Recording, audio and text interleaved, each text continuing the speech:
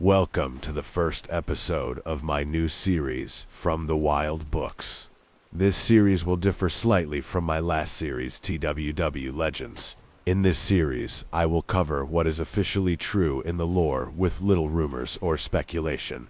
The main points in each video will be objective pieces of lore and story.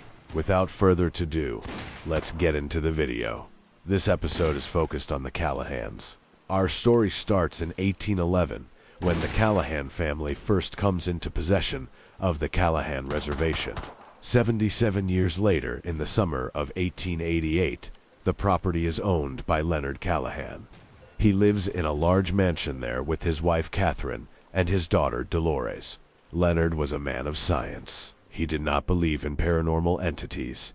He was interested in technology, including automobiles, which had just been invented 3 years ago, in 1885 by Carl Benz. One of his most notable traits was his love for horses and horse riding. His family owned many horses on their plantation that they often sold for profit. His daughter, Dolores, would grow to love horses as well.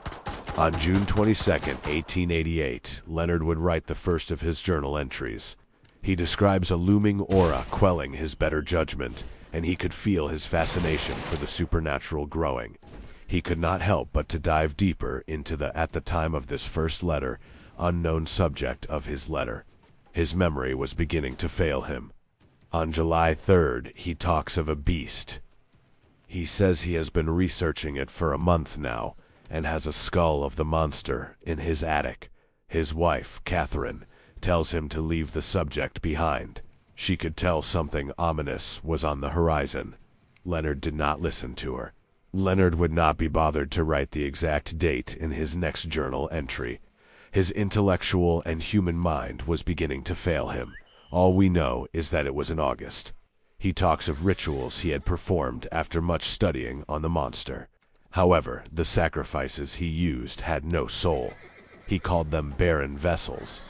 He hints that a greater sacrifice may be necessary, and says his wife will understand. He was doing this for them. The next entry does not even include a month. His wife is dead, and her body is in the old storage. He can feel her ghost and hear her screams in the house. He feels pain and regret. In the next entry, he says he is starting to slip away. He is tormented. He can barely remember who Catherine was, and is even starting to forget himself. He says he should have laid Catherine to rest. He mentions that something is there for him now, saying he's out of time and cannot put her to rest now.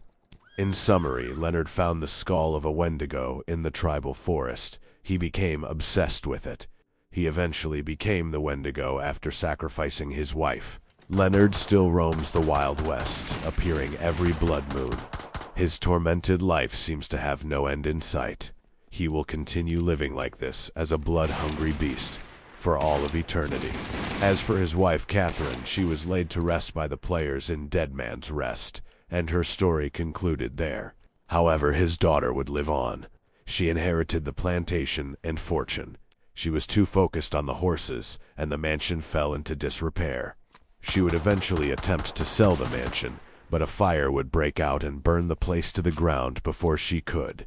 She had to repair the mansion, which she now has.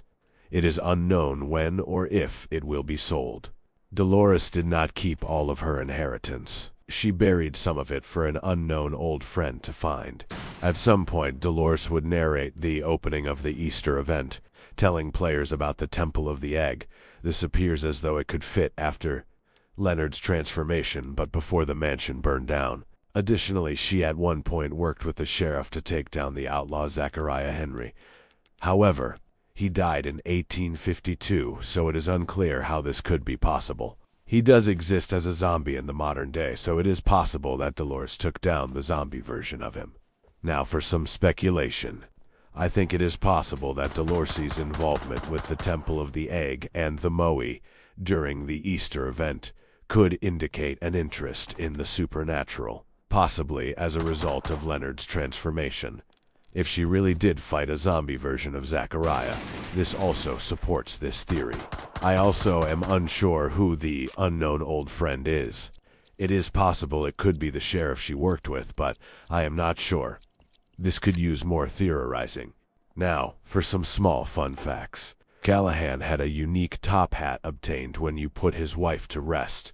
His signature also gets shorter on each note he wrote, showing his descent into the Wendigo. Leonard also used the ceremonial dagger to kill his wife. Dolores's main gun appears to be the lock revolver. That is all for this video. Goodbye.